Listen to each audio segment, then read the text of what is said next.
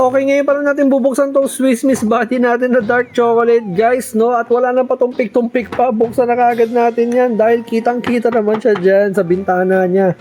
Hello! Oh, di ba, guys? Ang cute niya.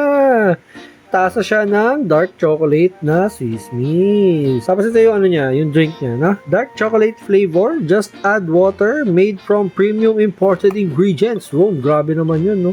So matutuwa yung asawa ko dito pag sinabi ko sa kanya pwede na namin itong buksan kasi na-videohan ko na, no? Mahilig sa dark choco yun, eh. So bukas na bukas, mukhang ubos na kagad tong dark chocolate na to.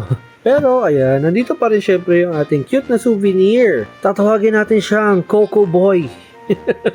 Guys, by the way, meron pa ba kayo nung isa nito, yung nauna? Wala kasi ako nun. So kung meron kayo, let me know. Bentahan nyo ako, guys. Comment down below or mag-direct message na kayo kagad sa akin, no? At kung umabot ka na sa part ng video na to tapos hindi ka pa nakafollow kay Papi Louie, ano pa bang hinihintay mo, no? Ano ka ng talk? What?